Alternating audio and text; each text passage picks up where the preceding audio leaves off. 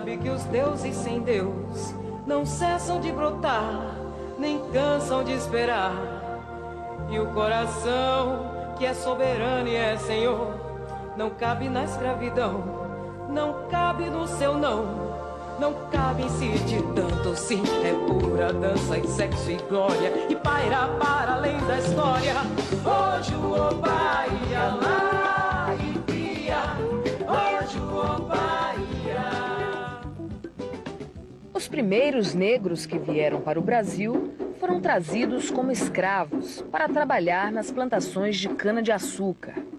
Em 1549, os senhores de engenho receberam a permissão para importar mão de obra escrava da Guiné ou da ilha de São Tomé. Daí em diante, o comércio de mercadoria humana só fez aumentar. Os negros passaram mais de 300 anos subjugados pela cultura escravagista. No século XIX, eles já eram mais de 4 milhões originários das mais diversas tribos africanas. Congo, Angola, Jejinagô misturaram aqui no Brasil os seus ritos religiosos. Foi desse grande caldeirão que nasceu o candomblé, uma semente trazida da África que germinou na América. O candomblé, na verdade, ele é uma criação afro-brasileira. Isso significa que conteúdos trazidos de diversas culturas religiosas africanas, negro-africanas, se combinaram aqui no Brasil de um modo ou de outro e produziram esse culto. Era parte do processo de escravidão misturar no mesmo local de trabalho, misturar na mesma escravidão pessoas de origens diferentes para impedir a solidariedade. Portanto, Congo, Angola, Luba, Nupe, Yorubá, Ijexá, tudo isso foi misturado aqui e terminou se construindo um sistema religioso complexo, de uma religiosidade nova que não existe nesta forma em África, mas toda ela centrada em uma tradição, em tradições africanas no plural. Essa mistura de tradições africanas compôs uma nova linguagem. Os dialetos falados pelo povo de Angola e pelos negros denominados de Yorubás acabaram predominando. Por exemplo, Jeje, que são aqueles que cultuam voodoo. Você encontra no norte do Brasil e no Maranhão o tambor de Mina, né, que é um culto de voodoo, né? Então a entidade é voodoo, né? Você tem o culto de Orixá, né, que corresponde a todos esses povos que se reconhecem como descendentes de Ilé-Ifé. Então aí estão todos os chamados Yorubás na hoje, né?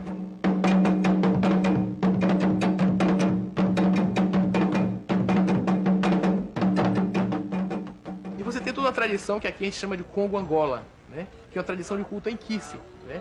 Os Inquices são os espíritos, são as entidades, né? E que é todo o culto do Império do Congo, do antigo reino de Angola, de todos os povos mais ao sul, né?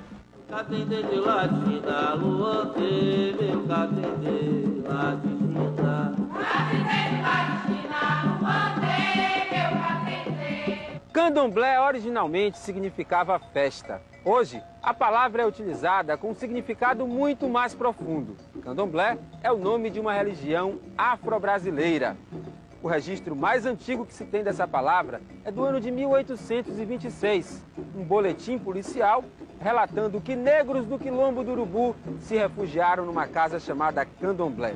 A Bahia é o estado onde o candomblé mais se desenvolveu. O terreiro da Casa Branca é tido como o mais antigo de todos.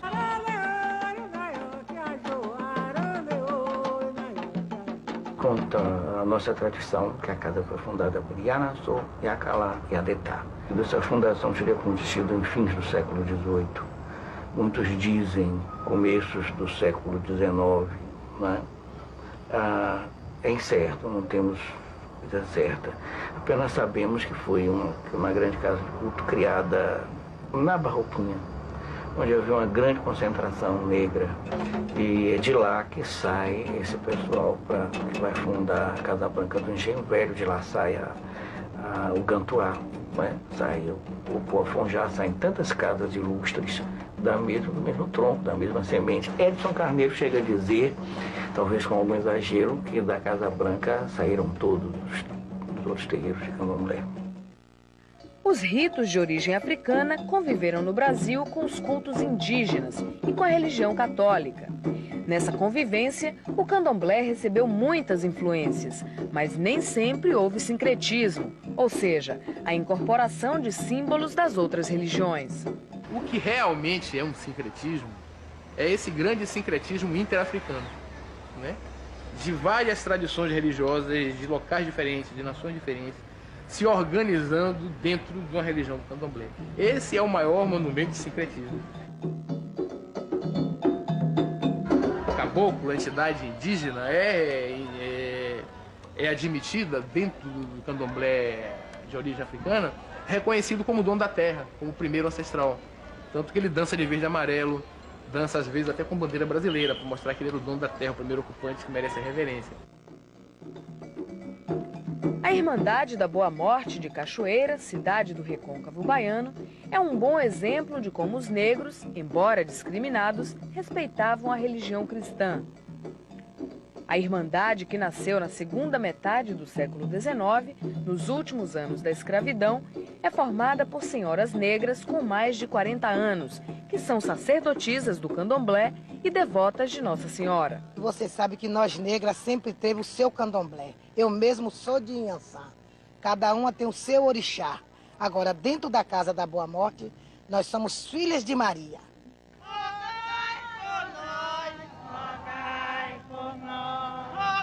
Mesmo sendo devotas de Nossa Senhora, as Irmãs da Boa Morte não escapam do preconceito.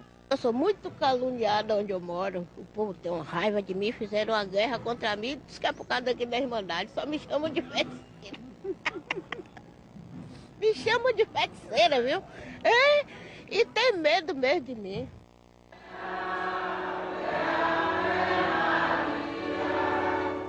Hoje em dia, para abrir um terreiro de candomblé, basta ter bastante força de vontade e ter cumprido as obrigações com os santos. Mas nem sempre foi assim. Até a primeira metade do século XX, era preciso pedir licença à polícia para realizar os cultos. Não faltaram cenas de violência e muita perseguição.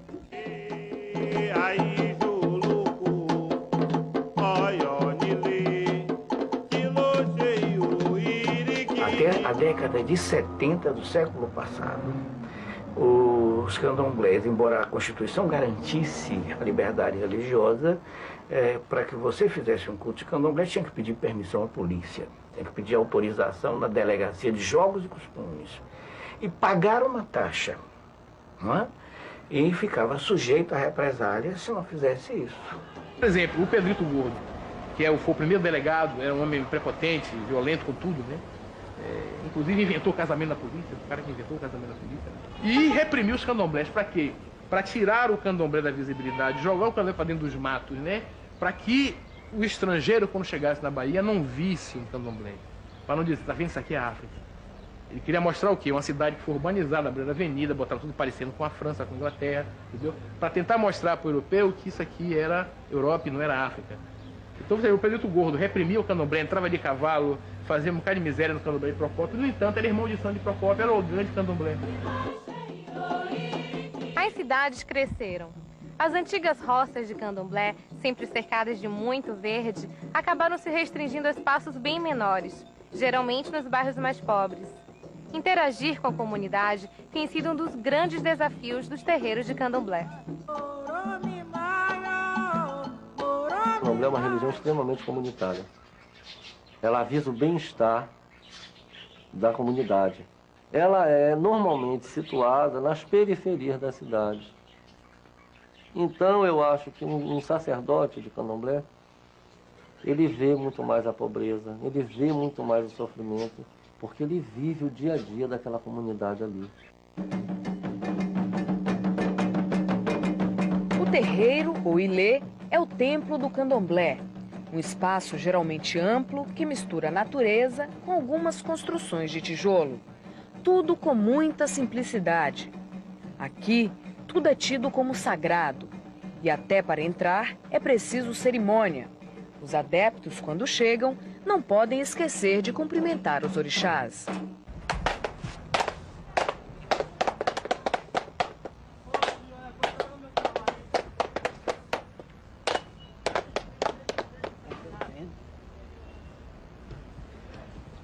Ogo, patacoe, acambeleugo.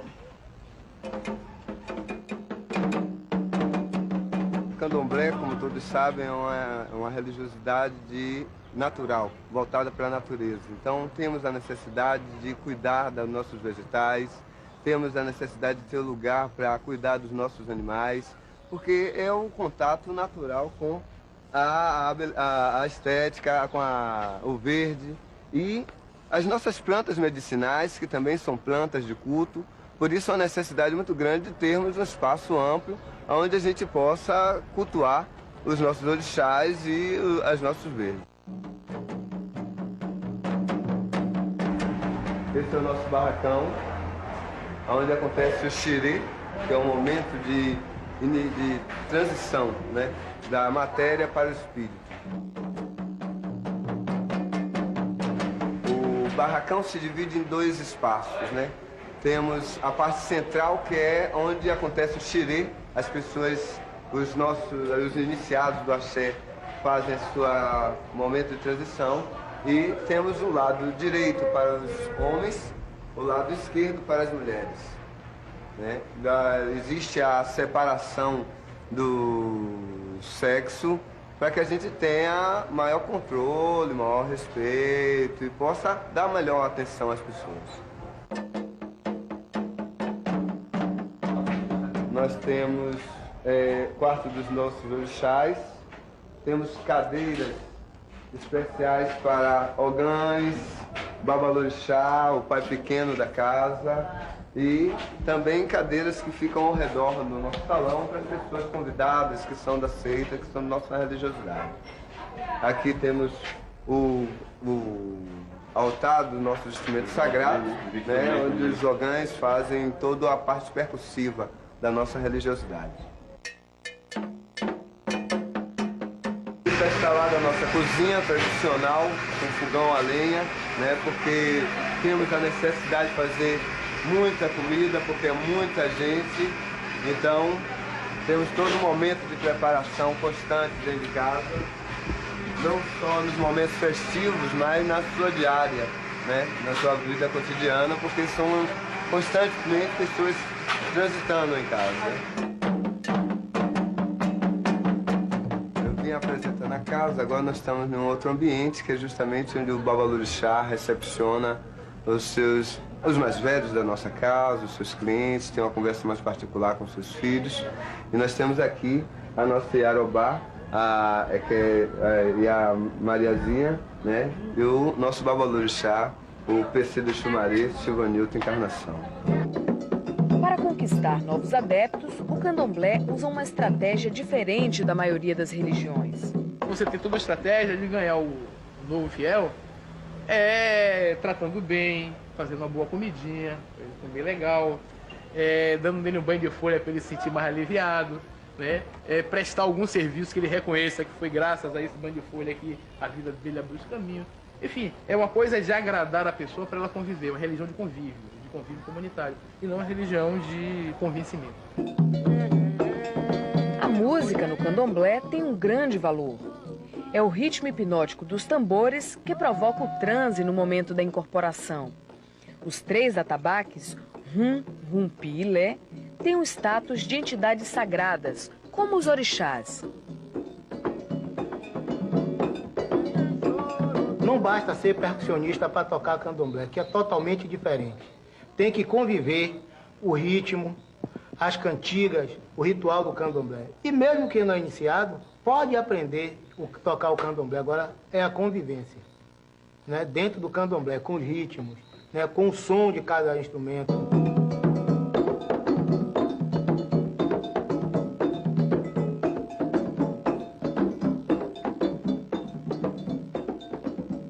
O candomblé Angola, os ritmos básicos são o cambila, tem o barravento, o congo, o ijexá e temos também o arrebate.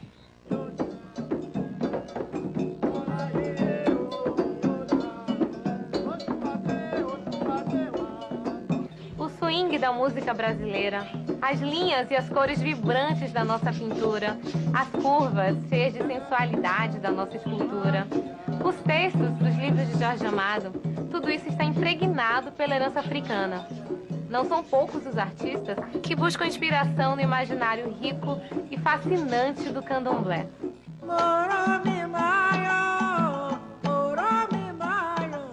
Quem me pariu foi o ventre de um navio, quem me ouviu foi o vento no vazio, no ventre escuro de um porão. Vou baixar no seu terreiro, e parraio, machado e trovão, epa, justiça de guerreiro. Me resolvi no candomblé, sabe disso? E hoje acredito, eu acredito e gosto muito do candomblé. Mas gosto do meu jeito, gosto do jeito que eu sou e do jeito que até onde eu entendo. E os orixás, eles mantêm uma interlocução permanente com nós simples mortais, não é verdade? Exatamente. Coisa que as chamadas religiões monoteístas não permitem de forma alguma. Existe aquele Deus impessoal, aquele Deus a que você não tem acesso e que por isso ele infunde um temor muito grande. Cruel. Mas é muito comum que uma pessoa como eu, como você, converse com Yansan, né, e dê uma contrapartida e proponha a ela e ouve o que ela diz, né, e segue em frente e aí vem uma solução de compromisso.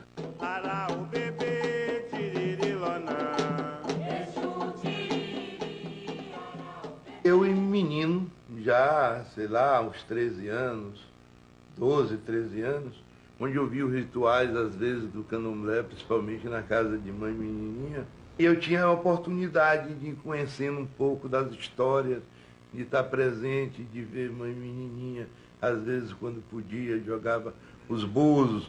Então, meu envolvimento foi cada dia mais marcante em minha obra, foi uma coisa automática, não foi uma coisa planejada, e que o tempo me trouxe esta marca dentro do meu trabalho.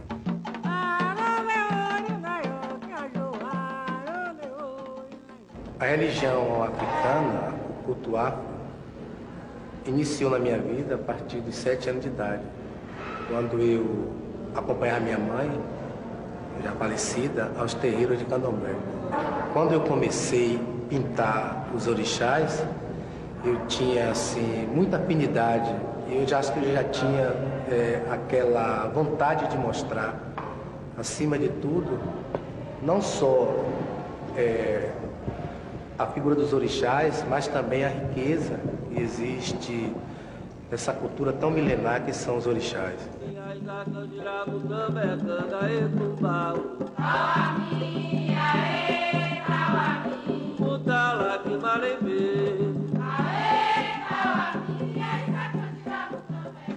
Ok, aru, alacuru, oxotocan, xoxo. Ok, aru, alacuru, oxotocan, xoxo. Quando ele fecha, não abre caminho, orixá pelo freio. Alacuru, oxotocan, xoxo. Na casa de barro, na casa de folha, alacuru, alacuru, oxotocan, xoxo. Quando ele fecha, não abre caminho, orixá da pele freio. Alacuru, oxotocan, xoxo. Tudo que pode ser tocado, que está dentro do mundo tridimensional, faz parte do Ayê. Tudo que é imaterial, ilimitado, o mundo dos orixás faz parte do Orum. O Orum, como uma espécie de dimensão sutil, engloba o todo, inclusive o próprio Ayê. É assim que os adeptos do candomblé dividem as coisas do céu e da terra.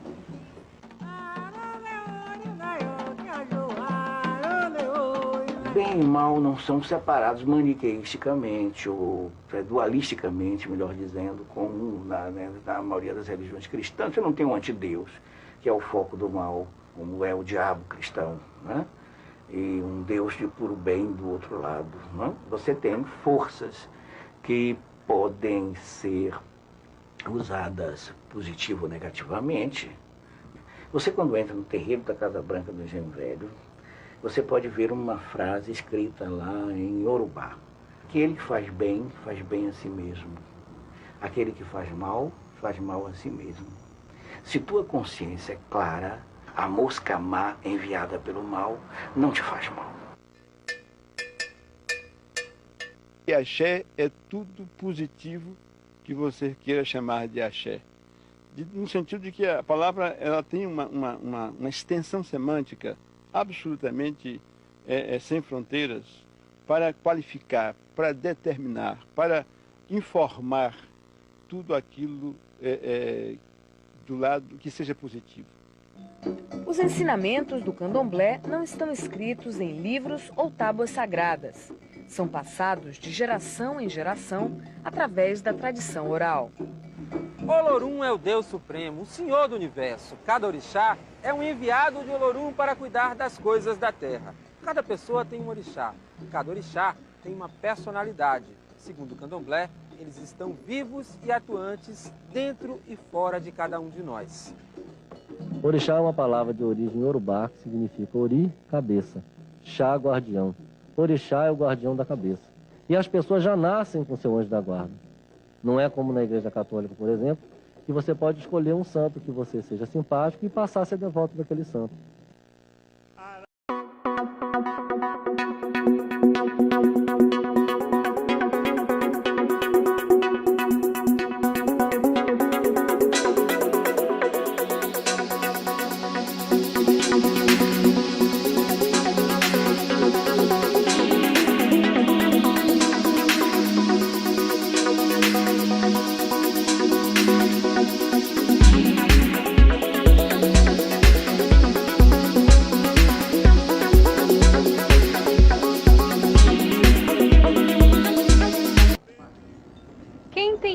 Do mal. Tem gente por aí que acredita que Exu, o orixá mensageiro, é o próprio diabo. Mas para quem entende do assunto, a história é bem diferente.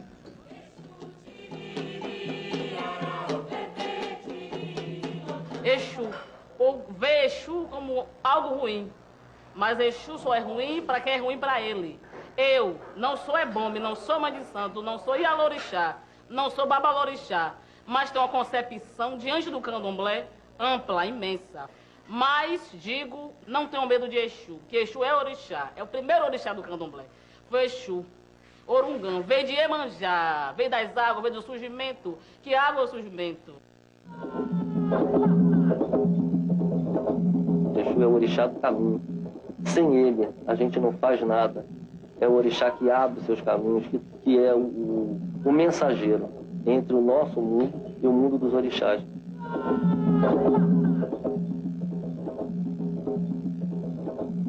Quem tem fé, reunião com Ogum, vê os caminhos abrir. Ogum, que eles cortam assim, estão mostrando que Ogum está cortando o mal que vier na frente. Ali está mostrando de olho aberto, ali como se fosse, ele está passando para o povo, o que significa isso aqui, ó. Ogum cortando, Ogum na guerra, Ogum vencendo. Que Ogum é vencedor de guerra, de batalha, Ogum orixá do ferro, Ogum orixá ferreiro.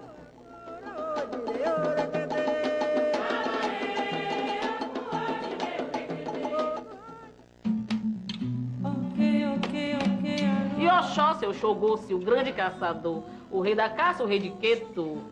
Oxóssi é cultuado na Bahia, dono da fartura. O povo que tem Oxóssi tem muito a vencer na vida. Então, ele, o Oxóssi do grupo Os Jurire, demonstra o passo das caçadas, mostrando as caçadas, caçando, porque ele foi caçador, ele caçou para comer.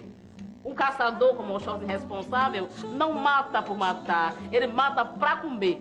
E é a lei do mundo, a lei do Oxóssi, só se mata para comer.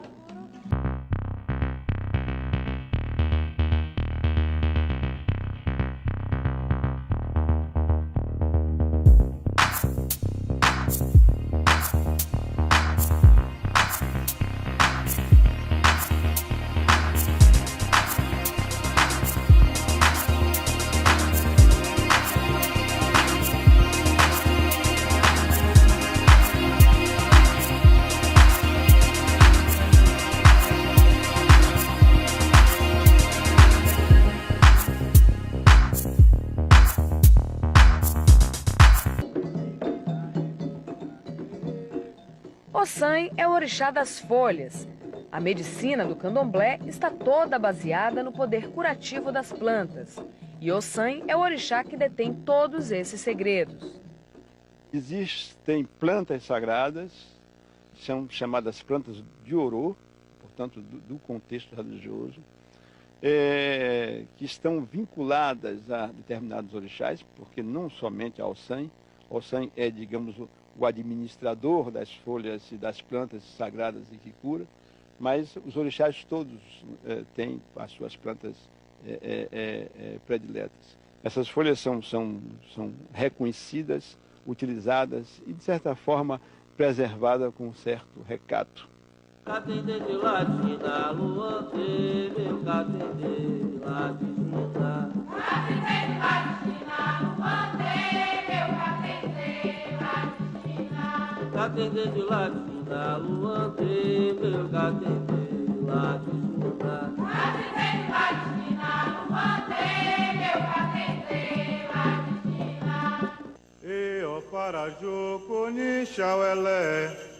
O é dono da doença. O povo que cultua o Omolu não pode pedir saúde, porque o Omolu não tem saúde para dar. O Omolu só tem doença. Então o povo pede: Omolu, leve as doenças. Só pode pedir isso ao Omolu, porque o Omolu me dê saúde. Não pode, porque o Omolu não tem saúde para dar. Mas é um orixá muito perigoso dentro do candomblé. O povo tem que ter muito respeito.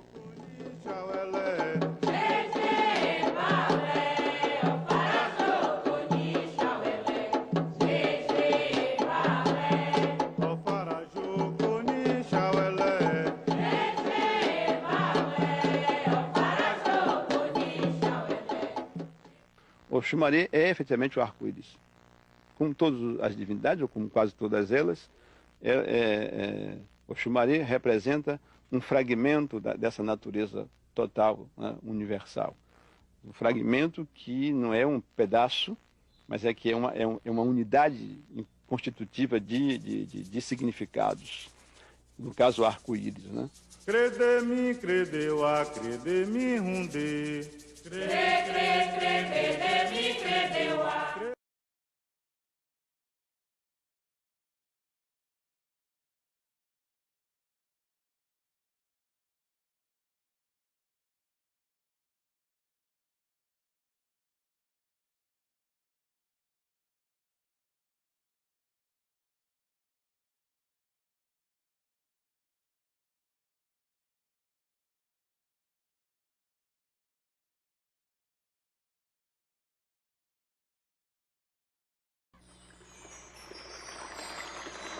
Oxum é deusa da beleza, da feminilidade, Oxum. Ereia e eu, o povo, as mulheres têm que cultuar Oxum, tem que ver os seus úteros, tem que ver seu aparelho reprodutor, porque Oxum é dona disso, Oxum é dona da criança, dona dos seios cheios de mama, Oxum é tudo, é a dona do ouro. Quem fizer Oxum, quem raspar Oxum na vida, não passará fome, não se naufragará.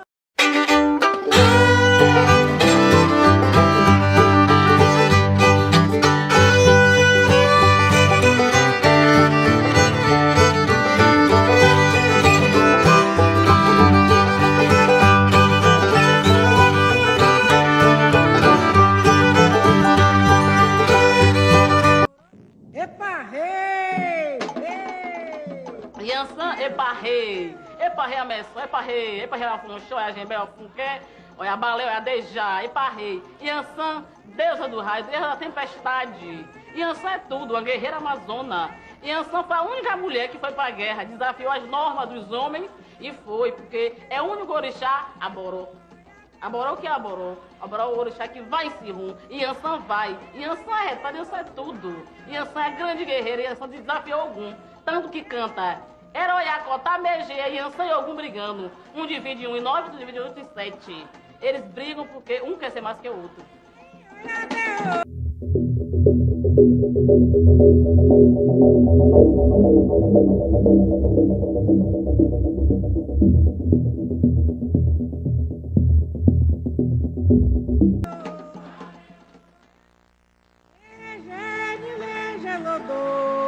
Iemanjá é surgimento. Iemanjá é Iaori. Iemanjá é dona da cabeça do Terra. O planeta Terra, os seres humanos, os habitantes da Terra, todos têm Iemanjá na cabeça, pois Iemanjá é dona da cabeça e a Ori. Dos seios de Iemanjá que surgiram os orixás. Foi de Iemanjá que veio Exu, foi de Iemanjá que veio Ogum, foi de Iemanjá que veio Oxóssi, foi de Iemanjá que veio Xangô. Iemanjá criou o Molu, não pariu, mas criou. Iemanjá é mãe, Iemanjá cria. Iemanjá é tudo no candomblé, pra mim Iemanjá é tudo.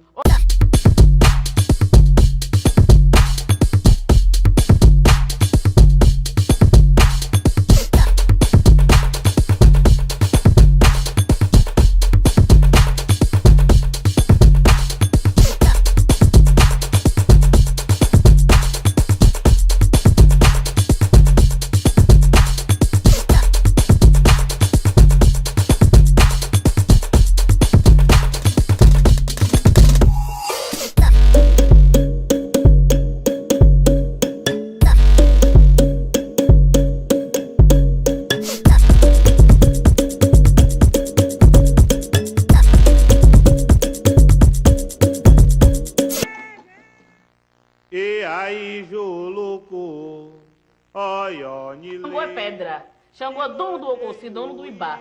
Xangô, Obanixeca, Ocabiecile. Xangô, Aganju. Aganju, que Aganju é rocha, é surgimento. Então o Xangô vem mostrando que ele é o advogado, ó. Vem mostrando que ele manda no mundo. Que Xangô é isso aqui, ó. Xangô requer tudo, é justiceiro, é o dono da justiça. Ai.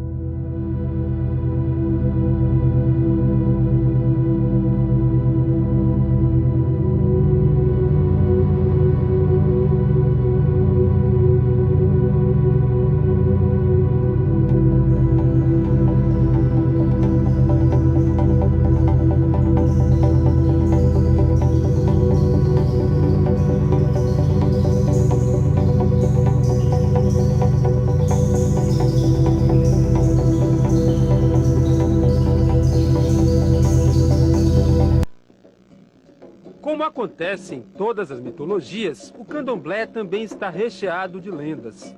Uma das mais bonitas é a que fala do romance entre o caçador Oxóssi e a vaidosa Oxum.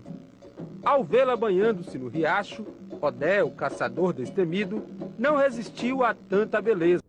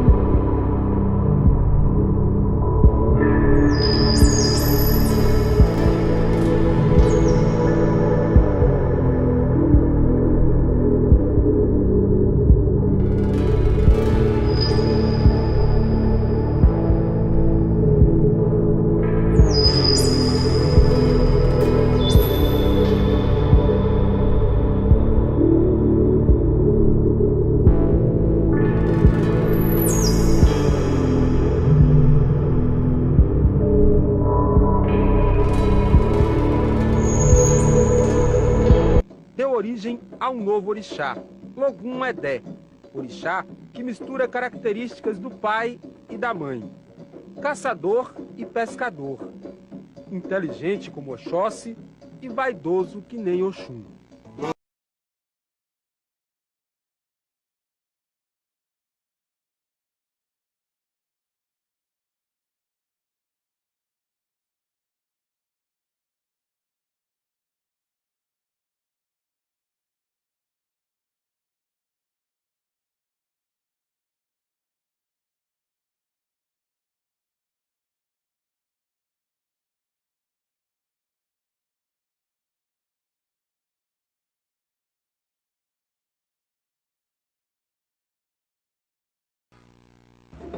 O orixá também é conhecido como inquice ou vudum. A denominação depende da raiz africana da qual o culto se origina. Mas alguns terreiros de candomblé cultuam também os eguns, que são os espíritos dos ancestrais. Esse culto é cada vez mais restrito.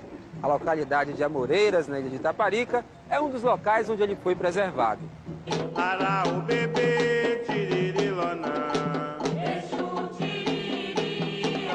O orixá é um vento. Pega a pessoa, dança, tudo, a pessoa não sabe. A não ser aqueles fingidos, né? Mas que o orixá existe. O egum é cultuado. Depois que morre, a gente faz aquele, você sabe, a xexê. Você que é angoleiro, chama acerrum, né? Depois de 3 anos a gente fazemos o acu para aquela pessoa que flutuar naquele pano. É um vento. Nem todo mundo pode chegar e nem todo mundo tem a competência de convocar, chamar com palavras e cantos. Pai Domingos é o Alapini, sacerdote máximo do terreiro de Eguns de Amoreiras. Um cargo que recebeu do avô. O meu avô era fora de série. Ele andava por aqui, fazia a festa da encarnação. Aqui na Encarnação, perto de Salinho. Fazia a festa lá na Vera Cruz. Ali tinha um terreiro que eu estou lhe dizendo, do finado Sarafim. Lá tinha o Sarafim, tinha João 2 metros, tinha tio João. Tudo isso era tio africano que veio. Naquele negreiro, né? Escondido por aqui. Foi que deu essa instrução de Egum. Que aqui no Brasil não tinha ninguém que sabia essa parte. Essa tradição veio da Nigéria, de Dakar, desses lugares lá. Chegou para mim porque eu morei lá com ele. Desde a idade de 8 anos, saí com 18 para 19, quando procurei família. E eu vi ele cantar, me explicava o que era que estava dizendo. Na hora de me dar a coisa, ele mandou me ajoelhar, pegou a faca, me deu, diz as palavras para poder entregar a mim. É como hoje, meu pai dá para sacrificar um bicho, um carneiro, um bode como está ali. Eu já passei para aquelas pessoas que têm a competência de cortar. Que é para não fazer mal. Porque às vezes você te corta um bicho hoje e não sabe cortar. Aquele bicho pode dar um berro e tudo isso, a gente vai embora dentro de poucos dias, sem saber por quê. Muita gente tem medo do candomblé de Eguns. O Alapini Domingos diz que esse medo não é sem fundamento. E até na hora de falar dos assuntos da casa, é preciso tomar cuidado. Não estou falando nada demais, estou falando o que eu posso falar. Para não lhe prejudicar. A você e a mim, né? A gente fala o que pode, o que não pode se sacode.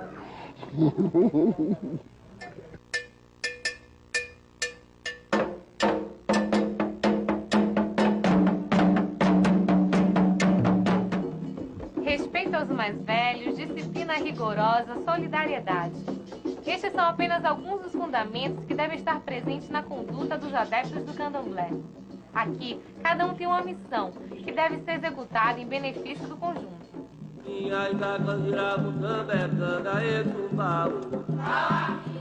O Tata de Inquice, que é o zelador do Inquice, que é o Babalorixá de Yorubá, ou Ayelorixá, no caso de mulher, é a pessoa responsável por toda a estrutura religiosa e política da casa. Reside nesse zelador essa responsabilidade de conduzir os caminhos daquela comunidade.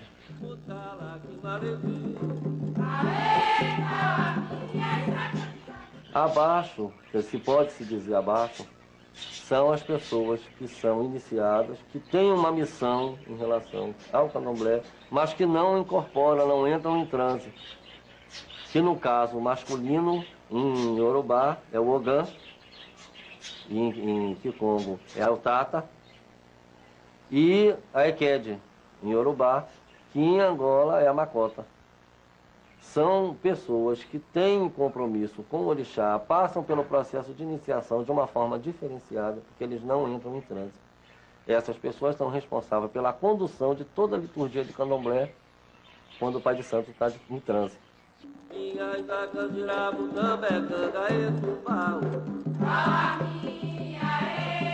Aí vem o Iaô, que é a pessoa iniciada, que é o aprendiz, certo?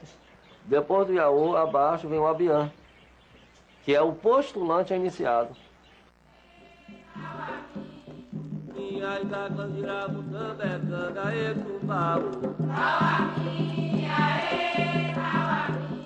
Contas, batas, saias, o traje no candomblé segue as regras do ritual.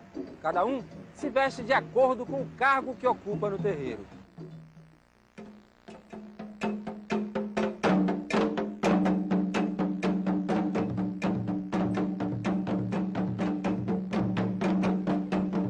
A roupa de ração é a roupa no qual é usada para nossos trabalhos internos. Como vocês podem ver, ela é uma Iaô, está usando a camisa, o pano da costa, o ujá, a saia. Entendeu? Principalmente o pano da costa, ele é muito importante porque para proteger o ventre se usa o pano da costa. Entendeu? Há a diferença da roupa da mulher e a roupa do homem, da bata e da camisa. O ojá que envolve a cabeça, principalmente nos horários em que as filhas de santos estão trabalhando, fazendo alimentos e etc e tal, ela coloca o ojá para que seja também uma proteção para a comida. A roupa masculina é usada para o gãs e filhos de santo de sexo masculino para os devidos trabalhos internos que é feito dentro das dependências da casa do candomblé. E a conta, o lequé, como nós chamamos na nossa religião, chamamos a conta de lequé, a nossa nação é melhor, ela designa o orixá de cada pessoa e também para o proteger.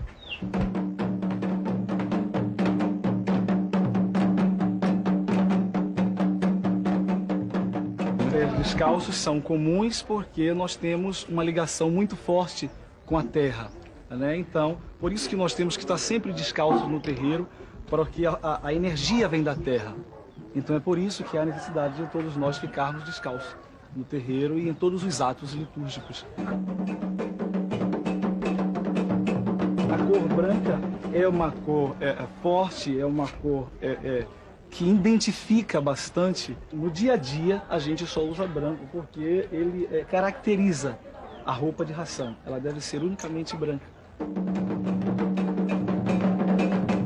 O preto ele não deve ser usado unicamente a pessoa se trajar toda de preto, se elementar toda de preto. Não é permitido no nosso povo, mas ele pode ser complemento de roupas, de cores, de estampas, em outras roupas, pode ser um complemento de uma outra roupa, de uma outra peça, sem causar nenhum transtorno para o iniciado ou adepto. Tem muita gente por aí abrindo casa de candomblé e dizendo que é pai ou mãe de santo. Os legítimos representantes da tradição dizem que é para ter cuidado com os falsos sacerdotes. O verdadeiro zelador de orixás passa por um processo de iniciação que exige muita dedicação e sacrifício. Se a pessoa tiver 50 anos de santo e não tiver vivido dentro do candomblé, ele não aprendeu. Por isso que a formação clássica de um iniciado, para ter um cargo de sacerdote, o caminho é esse, é a obrigação de 1 ano, de 3 anos, de 7 anos, de 14 anos e 21 anos. Eventualmente essa coisa foi mudando muito, porque as pessoas não têm paciência de esperar. Tem charlatão em tudo quanto é lugar. E o charlatão não destrói uma arte, uma religião, uma técnica, destrói. Ele engana. Então a pessoa dá um santo, faz o santo, não, sou pai de santo. Aí você vê pessoas inexperientes dentro da religião, pessoas imaturas, espiritualmente e pessoalmente, conduzindo as vidas de outras pessoas. É uma responsabilidade imensa, muitas vezes não dá certo, e a responsabilidade recai sobre o candomblé.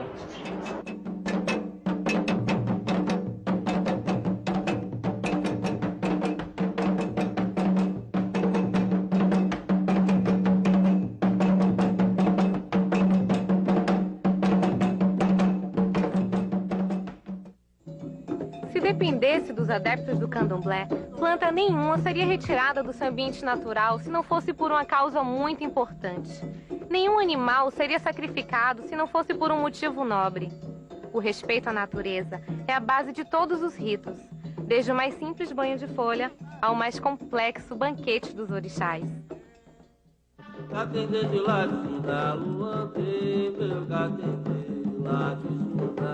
A oferenda alimentar no candomblé é muito importante, né? A oferenda alimentar é uma maneira de eu me comunicar com os orixás.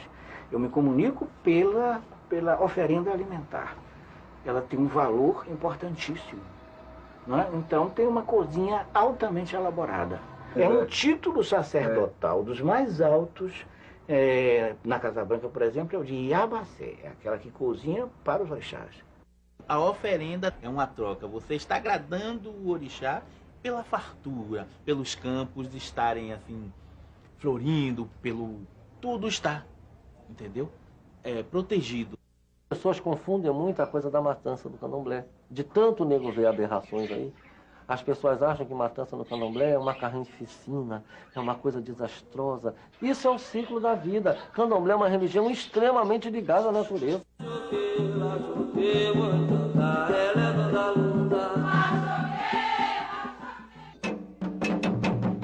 O Ifá é sobretudo, uma prática divinatória, né, de origem nigeriana, que se estende um pouco pela República Popular do Benin, e que consiste basicamente através de um equipamento oracular chamado Opeleifá, né, em se buscar respostas no mundo sagrado, no caso específico no mundo dos orixás, às mais diferentes questões que são postas pelos consulentes. Diante dos avanços cada vez maiores da tecnologia, muita gente se preocupa com o destino do candomblé, uma religião voltada quase que exclusivamente para as forças da natureza. O que será que um pai de santo acha de ter um computador no terreiro? Para a maioria deles, toda mudança, se for para melhor, é sempre bem-vinda. Se o homem adotar de inteligência consegue essas descobertas, ele tem que realmente utilizar, né, para o bem da humanidade, né, porque o computador não é só o site, nós podemos mostrar o nosso trabalho ao mundo, né? A tecnologia não afeta tanto. Os argentinos, você sabe que tem muitos argentinos no candomblé agora, né? O candomblé floresceu também na Argentina, curioso. Eles já puseram sites com o jogo de Ifá no computador. Há pessoas que se comunicam, não é? A proposta da religião, pelo computador. Enfim, eu acho que não vai chegar o momento da gente mandar ibó por e-mail, né? Porque se o Sérgio não vai aceitar. Mas essa adaptação naturalmente ocorrerá. Né? E dessa nova situação de conflito, vai surgir um candomblé mais resistente, mais consciente, inclusive com a necessidade de registrar melhor sua tradição, de construir melhor seus intelectuais, enfim, de ter uma rede de apoio mais esclarecida à sua volta.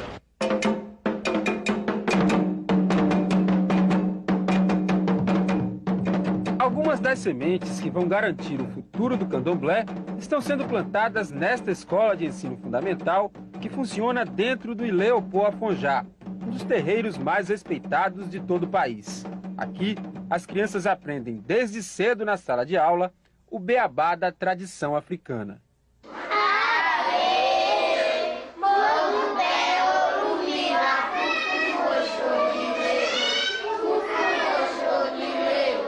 Nós pensamos em fazer um trabalho onde nós pudéssemos utilizar princípios e valores da cultura afro-brasileira, né, numa possibilidade de reparar todo ensino preconceituoso que se tem feito no Brasil.